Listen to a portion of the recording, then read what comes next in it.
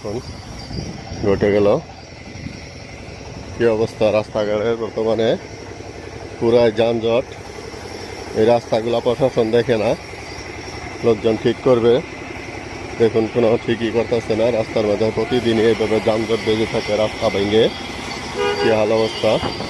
আর একটুখানি বৃষ্টি হলেই এই রাস্তাগুলা ভরে যায়, প্রচুর পরিমাণ যানজট লেগে থাকে।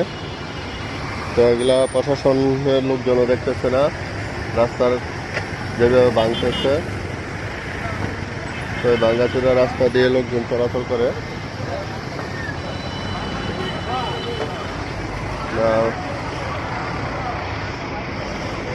এই রাস্তার এই পরিস্থিতি আজ বহুদিন যাবৎ এই পরিস্থিতিতে লোকজন চলাফেরা করতেছে, রাস্তা প্রচুর ভেঙে যাইতেছে। তো এই ভাঙ্গা রাস্তাগুলো ঠিক করার মতন কোনো লোকজনই নাই। অথচ এখান দিয়ে বড় বড় গাড়ি যাইতেছে গাজীপুর থেকে টঙ্গী যাওয়ার পথে। এই রাস্তায় প্রতিদিনই এরকম যানজট লেগে থাকে। তো প্রশাসনের লোকজনকে আমি দৃষ্টি আকর্ষণ করব, যারা প্রতিদিনই এই রাস্তা দিয়ে চলাচল করেন অবশ্যই এই রাস্তার মধ্যে একটু খেয়াল রাখবেন যে রাস্তাগুলো যাতে একটু ঠিক করা হয়। আর আমাদের দিনাজপুর থেকে গাজীপুর যাওয়ার পথে রাস্তাগুলো